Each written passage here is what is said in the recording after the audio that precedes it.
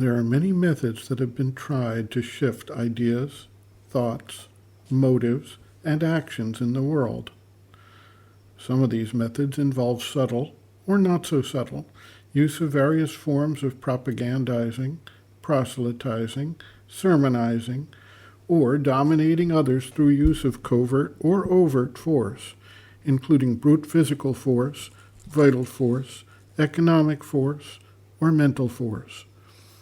There are also those who harness what we may call a religious force, or a patriotic force, or a force of belonging to a particular group at a broader level.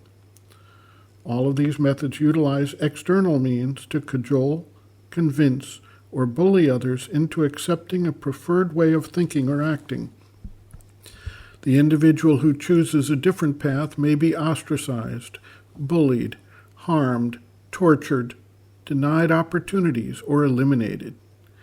It is interesting to note that none of these forces have succeeded in the long history of humanity throughout the entire world and across numerous cultures in preventing individual growth, progress, and development, which then eventually fed into the society and brought about changes in the social order. The trajectory of the evolution of consciousness has always overcome and outlasted the short-lived outer pressures of the more external methods.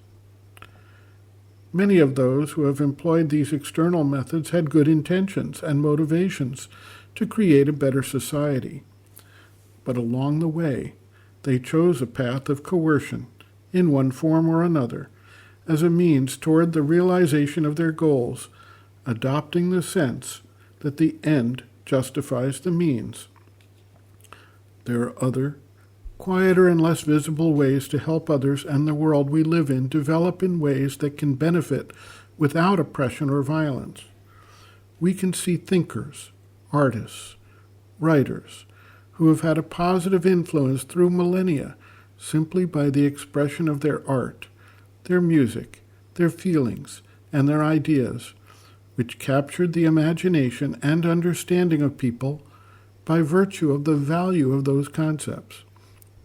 We have seen great religious leaders who not only expressed new ideas, but worked to live out those ideals and create a core group of individuals who tried to adopt them in their own lives. Ideas such as nonviolence, equality, freedom, harmony, and goodwill have spread through such means.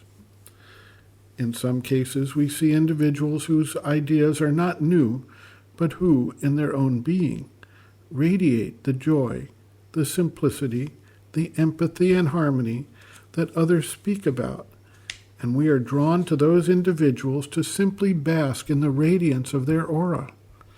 These individuals can, in some cases, create such a powerful atmosphere around them that normally aggressive animals can coexist in peace.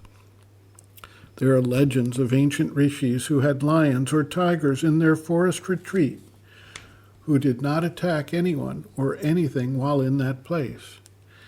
Individuals who came there felt the sacred and deeply peaceful nature of the ashram and gained a measure of peace themselves. The influence of radiating a transformative energy cannot be directly measured, but as we see with artists, philosophers, poets, and musicians, the energy carries itself out through time. In one of his aphorisms, Sri Aurobindo indicated that the French Revolution took place because a yogi living in a cave in the Himalayan mountains dreamed of freedom. The question of whether an influence can circulate around the globe and through a span of time is one which has occupied thoughtful individuals. It becomes clear that when humanity is ready, ideas and forces that have been in preparation, perhaps received, experienced, and transmitted by lonesome individuals, are able to burst forth and bring about extraordinary opportunities for human growth and development. The real issues that have plagued humanity are not to be solved by physical, vital, or mental solutions. As a transitional being, man is imperfect, and the limitations of the currently evolved instruments are visible. We have limited capacity for seeing and understanding the complete picture of the universal manifestation. We have imperfect vital reactions that lead to the failures of all our systems, with expressions of greed, lust, vanity, pride, anger, and hatred, etc. We have limited physical capacities.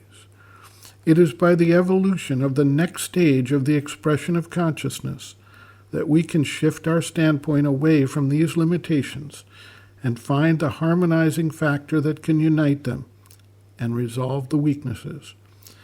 And it is thus that the seeker can truly work to advance humanity and help to overcome the darkness and ignorance that has contributed so much pain and suffering on our developmental path. The mother notes, quote, "If one sincerely wants to help others and the world, the best thing one can do is to be oneself what one wants others to be, not only as an example, but because one becomes a center of radiating power, which, by the very fact that it exists, compels the rest of the world to transform itself." End quote. Reference, Sri Aurobindo and the Mother, Looking from Within, Chapter 2, Looking at Oneself and Others, page 54.